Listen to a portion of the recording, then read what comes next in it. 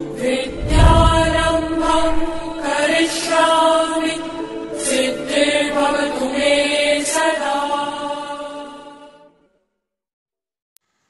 शाम सूरज को ढलना सिखाती है, शाम सूरज को ढलना सिखाती है, समा परवाने को जलना सिखाती है। गिरने वाले को होती तो है तकलीफ, गिरने वाले को होती तो है तकलीफ, पर ठोकर ही इंसान को चलना सिखाती है। चलिए, मैं हूँ राजू शर्मा सर और आप सबों का स्वागत है मेरे YouTube channel delight classes Motihari में।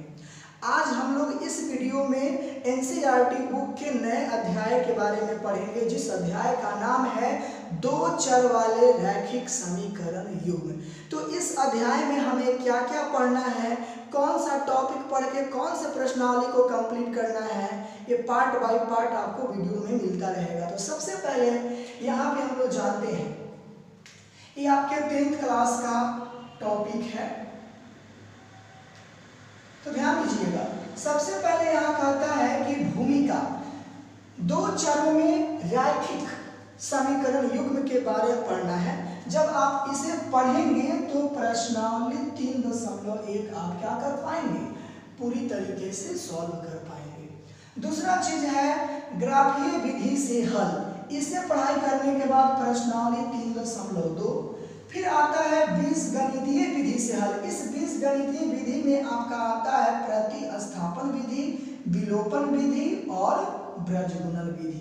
तो प्रतिस्थापन विधि पढ़ने के बाद प्रश्नावली 3.3, विलोपन पढ़ने के बाद प्रश्नावली 3.4 और ब्रजगुणन विधि पढ़ने के बाद प्रश्नावली 3.5 को आप लोग कंप्लीट करोगे। और लास्ट टॉपिक का नाम है कि रैखिक समीकरण युग्म में बदलने का तरीका, ये आपके प्रश्नावली 3.6 में पढ़ना है।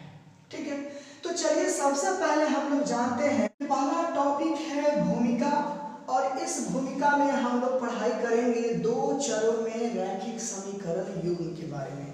तो सबसे पहले हम लोग जान लेते हैं कि रैखिक समीकरण क्या होता है। रैखिक समीकरण क्या होता है, तो यहां लिखेंगे कि वैसा समीकरण जिसमें चर का घात एक हो। रैखिक समीकरण में क्या होता है कि वैसा समीकरण जिसमें चर का घात क्या हो, एक हो। अब थोड़ा देर के बाद हम लोग जान लेते हैं कि दो चर वाले रैखिक समीकरण, दो चर वाले रैखिक समीकरण, तो इनके बारे में लिखेंगे कि वैसा समीकरण जिसमें दो चर हो तथा प्रत्येक का घात कितना हो, एक हो। तो जो प्रत्येक का घात होगा उसे क्या कहेंगे, दो चर वाले रैखिक समीकरण कहेंगे। जैसे आप यहां देख लीजिए, हमने लिखा 5x + 2y - 9 = 0। तो यहाँ पे ये समीकरण है और इस समीकरण में कितना चर है, एक चर यहाँ है, तो इसको लिखेंगे पहला चर, और एक चर यहाँ है, इसको लिखेंगे दूसरा चर। ठीक है, तो यहाँ पे पहला चर और दूसरा चर, यानी यहाँ पे दो चर है और दो चरों का घात जरा देखिए एक है। यहाँ पे जो दोनों हमारा चर है उन दोनों चरों का घात एक है, इसीलिए रैखिक समीकरण कहलाएगा। और इसमें दो चर है, दो प्रकार के चर हैं, इसीलिए इन्हें हम दो चर वाले रैखिक समीकरण कहेंगे। अब यहाँ पे बात करते हैं युग्म का, कि युग्म का मतलब क्या होता है। तो ध्यान दीजिए, सबसे पहले युग्म का मतलब समझिए। युग्म का मतलब होता है जोड़ा, और जोड़ा मतलब होता है दो पीस। जोड़ा का मतलब क्या होता है, दो पीस। तो यहां ध्यान दीजिएगा, दो चर वाले रैखिक समीकरण का व्यापक रूप। कौन सा रूप? व्यापक रूप। हमने लिख लिया ax plus B Y plus C बराबर 0, जहां a b c कोई पूर्णांक है। ठीक है, अब यहां पे हम लोग को पढ़ाई करना है जोड़ा के बारे में, तो ध्यान दीजिएगा। यहां पे हमने लिखा ax plus B Y plus C बराबर 0। एक और लिख लेते हैं ax plus B Y plus C बराबर 0। तो ये हमारा जोड़ा हो गया। तो पहला के लिए हम a1 b1 c1 कहेंगे और दूसरे के लिए a2 b2 c2 कहेंगे। इसीलिए इसको समीकरण 1 कहा जाता है और इसको समीकरण 2 कहा जाता है। समझ में आ गया? तो ये हमारा था कि दो चरों में रैखिक समीकरण युग्म के बारे में जानकारी प्राप्त करना। अब हम लोग प्रश्नावली 3.1 के लिए कुछ क्वेश्चन है, उस क्वेश्चन को मैं बना दे रहा हूं, फिर आप लोग घर पे जा करके अगला क्वेश्चन को खुद से हल करेंगे। देखिए, प्रश्नावली 3.1 का यह पहला सवाल है। कहता है कि आफताब अपनी पुत्री से कहता है, 7 वर्ष पूर्व मैं तुमसे 7 गुनी आयु का था, अब से 3 वर्ष बाद मैं तुमसे केवल 3 गुनी आयु का रह जाऊंगा। इस स्थिति को बीजगणितीय और ग्राफीय रूप में क्या करना है? आपको व्यक्त करना है।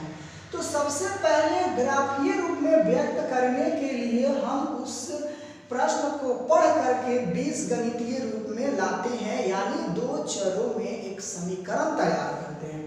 कैसे तैयार करते हैं तो ध्यान दीजिएगा। सबसे पहले लिखेंगे हल। माना कि आफताब की वर्तमान आयु नहीं पता है तो हम क्या मान लेंगे? x वर्ष, तथा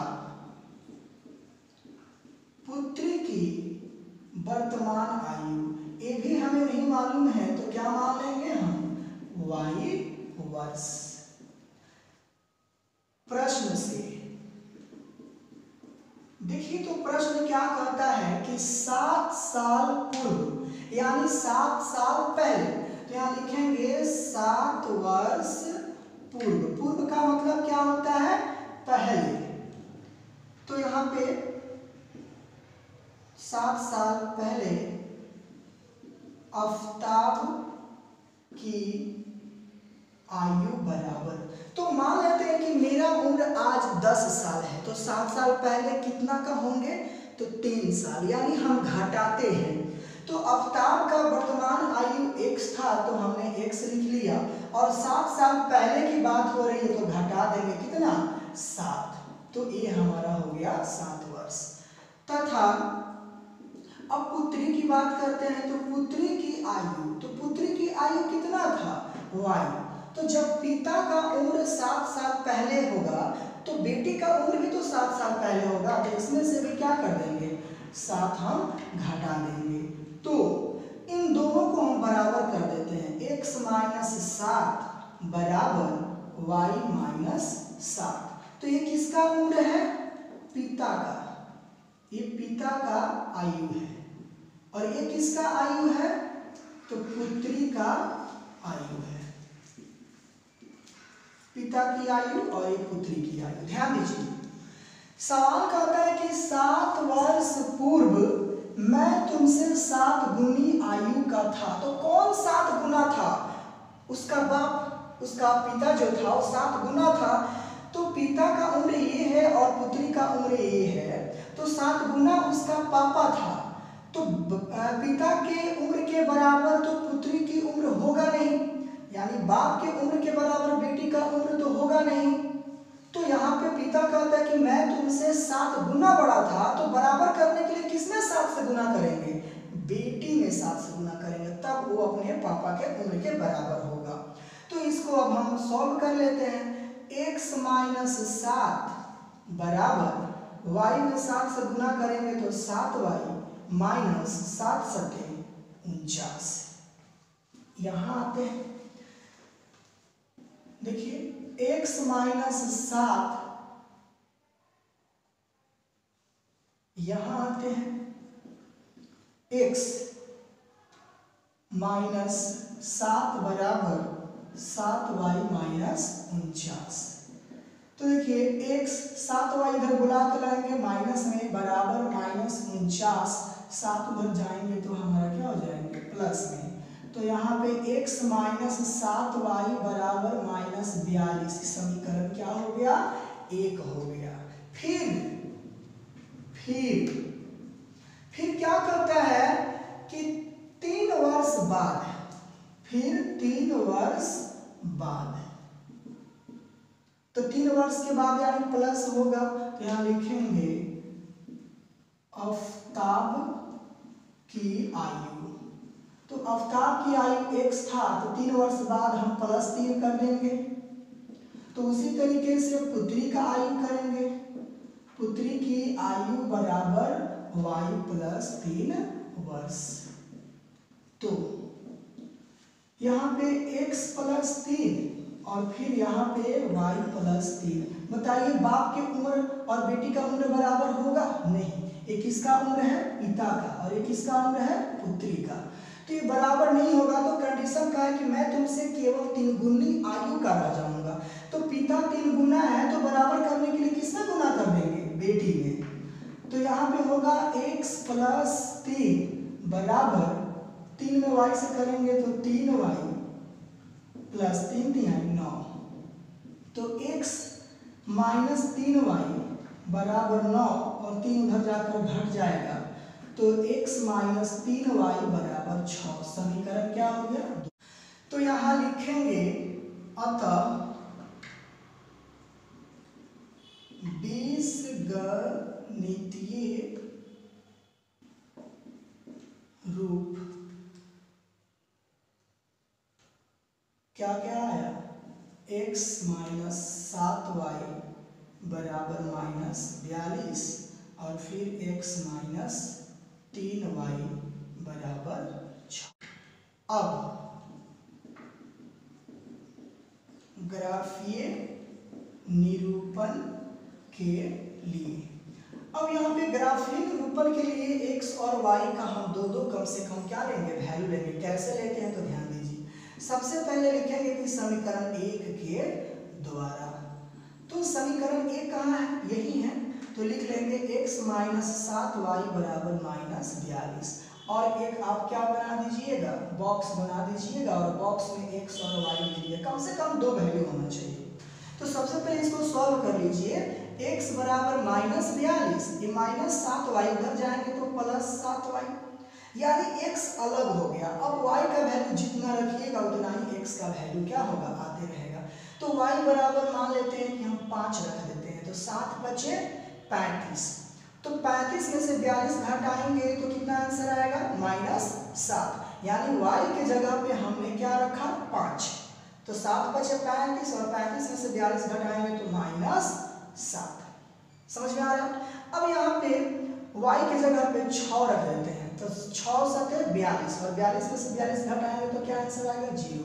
बस हमारा ये बन करके पहला ग्राफ के लिए x और y का वैल्यू बन करके तैयार हो गया।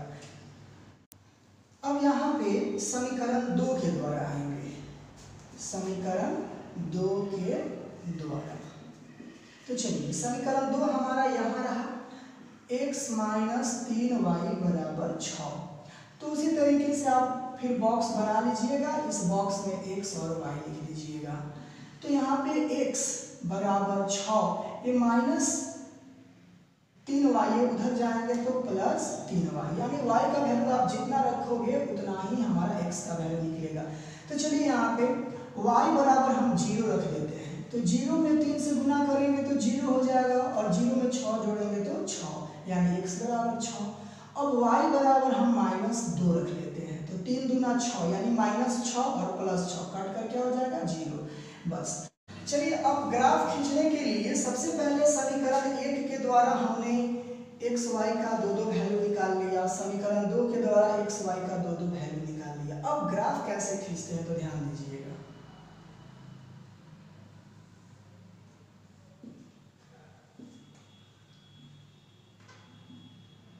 ये हमारा x हुआ, x dash y, y dash.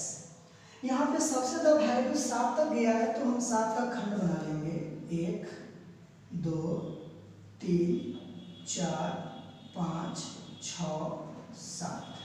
इधर भी -1 -2 -3 -4 -5 -6 -7। ऊपर भी लिख लेते हैं 1 2 3 4 5 6 7 -1 -2 -3 -4। चलिए अब हम आते हैं इनके लिए। सबसे पहले आइए अब यहाँ x कहता है -7 और y कहता है 5। तो x हमारा यह x एक्सिस होता है, x अक्ष होता है। तो जिधर डैश लगा होता है उधर माइनस होता है और जिधर डैश नहीं लगा होता उधर प्लस होता है। तो x कहता है -7, कहाँ है -7? तो x -7 आपका यहाँ है। और y कहता है 5 यानी +5 कहाँ है? तो यहाँ है। तो इन दोनों को एक जगह मिलाएंगे तो 5 आएगा इधर, क्योंकि इधर पड़ रहा है, और 7 जाएगा ऊपर। ये दोनों आ करके एक दूसरे को यहाँ पे मिलेंगे। इस बिंदु का नाम हम दे देंगे -7 और 5। पहले x आता है तब हम लिखते हैं y का वैल्यू, ठीक है। अब आता है इसके लिए, तो x हमारा 0 है और y क्या है? 6 है। तो 0 तो यहाँ है ही और y हमारा 6 यहाँ है, तो यहीं पे बिंदु होगा तो लिख देंगे 0 और यहाँ लिख देंगे 0 और 6। अब स्केल से क्या करेंगे कि इनको हम लोग मिला देते हैं, ये बिल्कुल सीधा मिलता है इस तरीके से। और इस ग्राफ का क्या नाम दे देंगे? x -7y बराबर -42, ठीक है। अब हम जरा इनके लिए आते हैं। तो ये भी हमारा कहता है क्या कि 6 0 यानी x 6, तो कहाँ है 6? यहाँ पे। और y कहता है 0, तो 0 यहीं पे है, तो यानी यहीं पे हमारा आंसर होगा 6 और 0। फिर कहता है x 0 और y -2, तो x 0 और y -2 यहाँ पे, तो 0 लिखेंगे 0 -2। और फिर क्या करेंगे? स्केल रखेंगे और इनको हम मिला देंगे बस। और इसका नाम लिख लेंगे, क्या नाम है? x -3y बराबर 6। तो इस तरीके से हम लोग का ग्राफ जो है कंप्लीट हुआ। तो मुझे जहाँ तक उम्मीद है आप लोगों को ये क्वेश्चन जो है जरूर समझ में आया होगा। और कोई भी प्रकार का डाउट हो तो फिर कमेंट बॉक्स में लिखिएगा, मैं उसका सॉल्व कर आप सबों के पास पहुँचाने का काम करूँगा। मेरा वीडियो अच्छा लगा हो तो आप लोग हमेशा की तरह इस बार भी लाइक करते रहिएगा, दोस्तों के पास शेयर करते रहिएगा, हमारे चैनल को सब्सक्राइब भी कीजिएगा। जय हिंद।